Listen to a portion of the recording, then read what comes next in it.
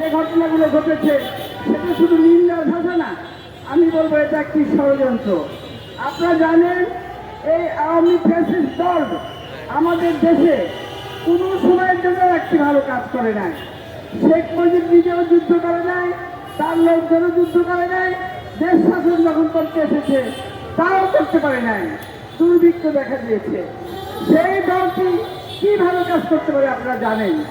তারা আমাদের দেশে বিকৃত হয়ে পালিয়ে গিয়েছে, পালিয়ে গিয়ে বিদেশের অরাজকতা সৃষ্টি করেছে। এই যে তাদের ন্যক্কারজনক ঘটনা, তারা যেভাবে দেশে এবং বিদেশে যে ঘটনাগুলো ঘটছে তাতে তাদের এই ঘটনাগুলোর জন্য তারা কিন্তু উচিত জবাব পাবেই পাবে। তা আমি বলতে চাই, আমরা এটাকে শুধু এই সন্ত্রাস কার্যকর বিষয়ে ধরবো না, আমরা জানি এটা একটা ষড়যন্ত্র। তাই এই ষড়যন্ত্র মোকাবেলার জন্য আমাদের তৈরি থাকতে হবে। আমরা শুধু বক্তব্য দিয়ে শেষ করবো না, আমরা এটার প্রতিবাদ করেও শেষ করবো না, আমরা জানতে চাইবো তাদের ষড়যন্ত্রের শিকড় কত দূর, সেই শিকড় উৎপাদ করতে হবে। এই না হলে আমরা এই বিশিষ্ট আওয়ামীকে ঠেকানোর জন্য আমাদের যা যা করা দরকার সকলে মিলে ঐক্যবদ্ধভাবে করতে হবে।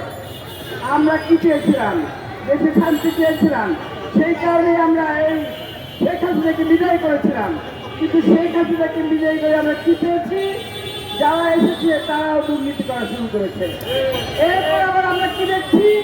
বিভিন্ন ধরনের ষড়যন্ত্র চলছে, টিআর এটা সেটা বলে, যাতে করে নির্বাচন না হয়, আরো আরোচকতা সৃষ্টি হয়, এই ধরনের কার্যকলাপ হচ্ছে। তার মানে কি হলো? দেশকে যদি কেউ ভালোবাসে, দেশকে যদি কেউ শান্তি চায়, তাহলে কিন্তু ঐক্যর বিকল্প নাই। তাই আমাদের ঐক্যবদ্ধ হয়ে কাজ করতে হবে। আপনারা জানেন জিয়াউর রহমান একমাত্র এদেশে ভালো কাজ করে গেছে, জাতীয়তাবাদী দলের মতো, আর এই ভালো কাজ কিন্তু কোনো দল করে নাই।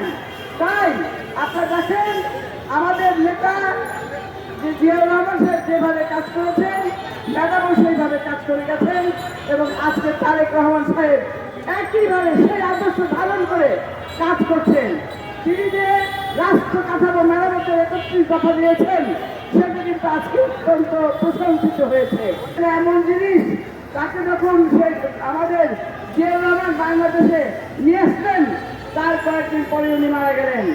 এবং আপনি জানেন যে যখন শেখ হাসিনা এবং তার স্বামী ওয়াজেদ, বিশেষ করে তাদের সঙ্গে যখন পরিমাণা হচ্ছিল না, ওয়াজেদ সাহেব যখন শেখ হাসিনাকে বলছিল যে তুমি আদর্শ ভিত্তিক রাজনীতি করো, উনি কথা শুনতেন না।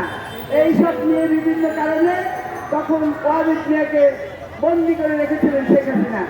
সেখান থেকে ফিরে এসে তিনি খালেদা জিয়ার কাছে গিয়েছিলেন বিএনপিতে যোগ দেওয়ার জন্য। তখন খালেদা জিয়া কিন্তু এটা নিতে পারতেন, কিন্তু উনি নেননি।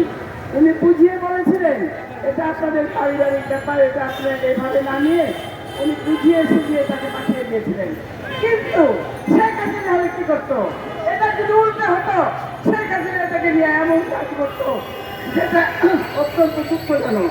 তাই আমি বলতে চাই, আমরা ঐক্যবদ্ধভাবে এসবকে মোকাবেলা করবো, এবং আমরা যাতে শান্তি ফিরে আসে সেই ধরনের কাজ করার জন্য আমাদের প্রত্যেককে, শুধু আমরা না, প্রত্যেকটা মেয়েদেরকে বাড়ি বাড়ি পাঠাতে হবে, যাতে করে এসব মোকাবেলা করার জন্য আমাদের সদস্যগুলো সবাইকে জানিয়ে দিয়ে আমাদের দেশের ঐক্য ধরে রাখার জন্য জাতীয় দলের কাজ করার জন্য সকলকে আহ্বান জানিয়ে এখানে শেষ